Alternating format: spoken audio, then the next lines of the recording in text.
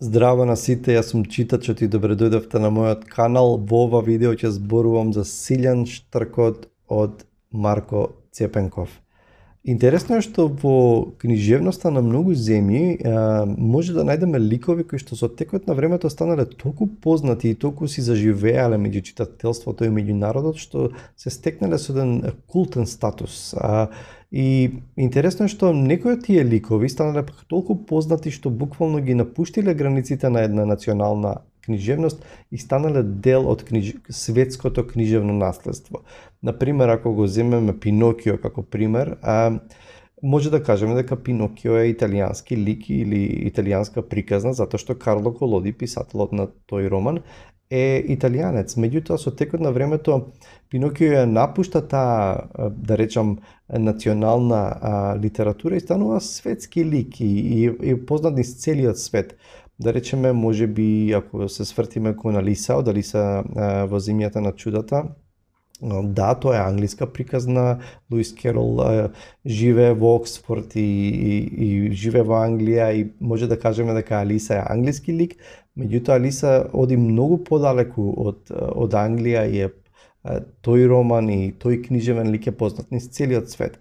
Не знам, може да ја земеме Малата сирена од Ханс Кристијан Андерсен и може да кажеме дека е данска приказна. Или да ја земеме од поновата историја, не знам, Пипи долгиот чорап и да кажеме дека е шведска приказна.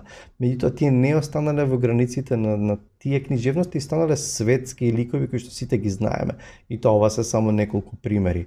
Сега тоа ме испровоцира да размислувам кој би бил таков лик во македонската книжевност. И Силјан Штркот ми дојде како најубедлив, ми се наметна најсилно како таков лик кој што е најуникатен во македонската книжевност. Да, кога напишав на Facebook, беше спомнати Итар Пео и ми текна и на Итар Пео, меѓутоа Итар Пео е повеќе прво се јавува во серија на приказни како главен лик и Итар Пео е еден лик, да речи еден архетип на шегаджија, на мајтапчија, кој што се јавува, го наоѓаме во фолклорот на во многу други нации и народи, да речеме во германскиот фолклор тоа би бил Тил Ойленшпигел, некој што се исмева со кралевите и така натаму, и тоа е Итар Пео кај нас. Меѓутоа, сепак сметам дека како една приказна, затоа што Силјан Штркот е една приказна, се смета за најдолга приказна, која што Марко Цепенков ја запишал и се одлучив за Силјан Штркот, затоа што е интересна, затоа што е уникатна приказна која што секој од нас би требало да ја прочита. Марко Цепенков, за него имам снимено посебно видео за неговата автобиографија, за неговиот во наводници пусти мерак за книгите и за пишувањето. Погледнете го тоа видео, можете да го најдете на каналот. За него тука нема да зборувам, освен тоа што ќе кажем дека тој е најплодниот, најпознатиот собирач на приказни, песни и умотворби, значи на народно творештво. И сепак Силјан Штркот се смета за круна на неговото творештво. Сега тука кога зборуваме за творештво и собирање, треба да направиме, да го појасниме тоа. Магијата или уметноста на Марко Цепенков е со тоа што приказните што тој ги собира, значи тој ги слуша приказните од други луѓе, а сепак им дава свој белег, ги стилизира, ги запишува. И веројатно можеби Марко Цепенков, не сум сигурен околу тоа, веројатно слушнал една приказна за Силјан Штркот или можеби тоа биле неколку приказни кои што ги споил во една, ги запишал, ги стилизирал, ги дотерал и во својот творечки капацитет го вложил во таа приказна. И затоа тука е неговиот допринос, тука е неговата магија, тука е неговата креативност во тоа како ја запишал оваа приказна. И приказната оди вака: во едно мало прилепско село по име Мало Коњери живее еден човек по име Божин, него му се раѓаат син и ќерка. Син му се вика Силјан, кој што на 16 години ќе посака да се ожени, ќе му се роди син по име Велко. Меѓутоа Силјан е едноставно мрзлив, не сака да помага дома, сака да оди во прилепи таму, да седи во меаните и да се дружи со луѓе, да јаде, да пие, да јаде убави јадења. Неговите пробуваат да го поучат, го караат да биде поангажиран дома, да ги слуша и така натаму. И еден ден татко му Силјан му раскажува една приказна за две пилиња кои што биле брат и сестра по име Сиве и Чуле и како нивните ги постојано ги карале, ги коригирале, меѓутоа тие не ги слушале. Еден ден мајката ги проколнала да едноставно еден ден се претворат во птици и да заминат од дома и да се бараат цело време еден со друг и да не може да се најдат. Божин му е раскажува оваа приказна на Силјан, меѓутоа тоа кај Силјан предизвикува само уште поголем револт, гнев и тој си вели во себе: океј, заврши со приказкава, од утре си заминувам од селово, нема ни да ме видиш, ќе си одам во Прилеп и ќе се терам тамо живот. Си заминува од дома, оди во Прилеп и тамо ќе се сретне со еден човек, еден духовник, еден свештеник кој што собира донации и собира прилози за да замине во Ерусалим, нели на Божиот гроб, се мисли на Исусовиот гроб. Еден од меанџиите ќе му каже на Силјан: па види, и ти така сакаш да шеташ, еве ти оди со овој човек, одете низ селата, прави му друштво, помагај му и ќе заработиш некои пари. Меѓутоа по некое време Силјан одлучува, посакува да замине со овој човек и тој во Ерусалим на тој пат. Човекот ќе се согласи, одат во Солун, тргнуваат, се качуваат на брод, меѓутоа доживуваат бродолом и од сите патници на бродот преживува само Силјан, завршува на еден остров. Не знае, си мисли да не, си вели да не сум на онаа земја или во долна земја, заборавив како вели точно, со други заборавив, си мисли да не сум умрел, да не сум на оној свет или во светот на мртвите, меѓутоа таму ќе сретне луѓе всушност кои што ќе го препознаат и ќе му кажат: еј, па Силјан, како си, како е таткот и така натаму, и тие ќе му објаснат дека уште многу одамна во претходните поколенија биле проколнати од еден човек да мораат да одат во туѓа земја, да се претвораат во штркови, да одат во туѓа земја, таму да раѓаат деца и да се враќаат во оваа земја каде што ќе живеат. Тајната е што за да може тоа да го направат, тие има два извори. Во едниот извор тие може да ако влезат и ако се искапат, ќе се претворат во штркови, одат во земјата на Силјан, таму им се раѓаат деца, се враќаат назад, се влегуваат во другиот извор и повторно се претвараат во луѓе и живеат таму. И тоа се повторува постојано. Еден многу интересен рендом факт е што ако одите во Прилепско, да речеме, или ми текнува, ако возите од Прилеп на кај Крушево, низ селата и ќе видите особено летно време ќе ги видите тие бандери на кои што има гнезда со штркови, и тоа е само уште еден доказ дека приказните функционираат на тој начин што се занимаваат и се зборуваат за животни, за случаи кои што се својствени, кои што се автентични за поднебјето во кој што тамо каде што има штркови ќе ви текнат, ќе смислите приказни, ќе се раскажуваат приказни за штркови. Тамо каде што има џунгла и тигри, во приказните ќе се појавуваат тигри.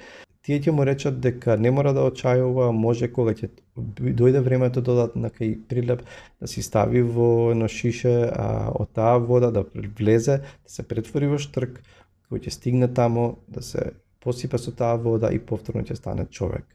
Тргнуваат заедно, меѓутоа во преголема возбуда неговото шише ќе се скрши, Силјан не може да се претвори во човек и цело лето ќе го помине околу куќата во блиски средби со неговото синче, со неговиот татко, со неговата сестра, ќе ги наблюдува, неговото срце му се кине и веќе почнува процесот на преумување, на едноставно негова трансформација. Се враќа повторно назад во таа земја како штрк, повторно доаѓа со водата од изворот, тогаш му успева, се претвора во човек, им се представува, меѓутоа им ја кажува целата вистина, им објаснува дека бил се претворил во штрк и така натаму. Тие не му веруваат и тој со по пат на неколку нешта кои што ги скрил, кои што ги украл нив додека бил таму претходното лето, ќе им докаже дека всушност на вистина тој е Силјан и тие ќе го прифатат и така натаму. Значи, накратко, ова е приказната за Силјан Штркот. За Силјан Штркот се има пишувано надолго и на широко, значи многу луѓе во Македонската академија и книжевност пишувале за него. Оно што јас сакам да го направам тука, може да има многу толкувања, многу објаснувања, меѓутоа сакам да ви го посочам најочигледното нешто за оваа приказна кој што можеби ќе ви помогне да ја сватите подобро, иако секогаш приказната треба да се чита и да се доживее, а подоцна да се анализира. Има едно нешто што е очигледно, а тоа е приказната за непослушниот син. Синот кој што се спротивставува на таткото, на родителите, кој што во бунт, кој што си заминува, се случува нешто со него, доаѓа до трансформација и повторно се враќа во својот дом.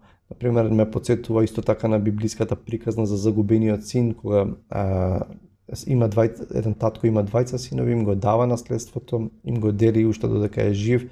Едниот син останува дома, другиот син оди во далечна земја, буквално многу апсолутно задоволство, хедонизам, го троши, го пие, ќе ги испие, ќе ги изеде, нели ќе ги потроши парите, се свестува еден ден и се враќа повторно кај таткото. И тука го гледаме тоа и кај Силјан се случува во тој процес. Оно што е интересно е што Силјан, како и многу други ликови, доживува трансформација, меѓутоа има неколку клучни символи, да речеме, кои што се наоѓаат и во други приказни, кои што се клучни за таа трансформација. Да речеме, едно нешто тука е символот на водата. Значи, Силјан преминува преку вода за да отиде во еден друг свет, за да отиде во една друга крајност, каде што ќе живее поинаков живот. Клучен символ исто така во однос на водата, тука се тие два извори и потопувањето во тој извор, нели, влегувањето во вода, излегувањето од таа вода, може да представува символ на прочистување, символ на трансформација, на нов идентитет, на едноставно оставање на старото, влегување во нешто ново. И токму тоа во тој преминут од штрк кон човек кон штрк, тоа му се случува на Силјан. Значи Силјан потребно е да помине, да биде осамен, да замине од заедницата, да замине од своите, за да свати всушност што загубил, да сам да се избори со своите демони во наводници, со своите стравови, со темната страна, with the dark side, и да се врати повторно во заедницата. И тука може да кажеме, и во поговорот тука е убаво кажано дека тој е всушност и македонскиот Икар, кој што сака да побегне од традицијата, можеби сака да побегне од стегите на заедницата, на семејството, нели, таа бунтовност која што речиси секој човек ќе поминува во одредена фаза од животот, заминува преку вода да ја достигне слободата, меѓутоа всушност нема да ја достигне слободата и ќе научи важни лекции, дека едноставно потребно му е семејството, потребна му е заедницата.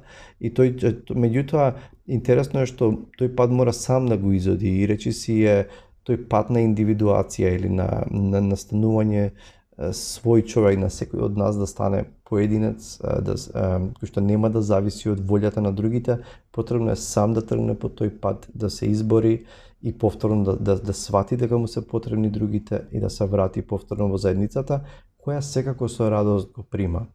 И ова стои како централна порака на приказната. Приказната за непослушниот син, кој што си заминува од дома, кој што мора да помине низ долго патешествие, за да повторно се врати и биде обединет со семејството и со заедницата. Се надевам дека ова ќе ви помогне да ја разберете оваа приказна, иако она што е најважно според мене, значи подобро е да се прочита некое дело самото по себе, дури дали е поема, расказ или роман, дури никогаш да не прочитате анализа за тоа дело и да го доживеете такво какво што е и да си донесете заклучоци самите за себе, отколку и да читате само некои второ степени анализи. Затоа моја препорака е дека се надевам дека овие нешта ќе ве инспирираат да го прочитате Силјан Штркот. Се надевам дека овие неколку насоки ќе ви помогнат да ја сватите главната порака на Силјан Штркот. Меѓутоа најглавното од се треба да ја доживеме приказната, да ја прочитаме и затоа од се срце ви ја препорачувам Силјан Штркот од Марко Цепенков. Читајте добри книги, чувајте се и се гледаме со наредното видео. Чао!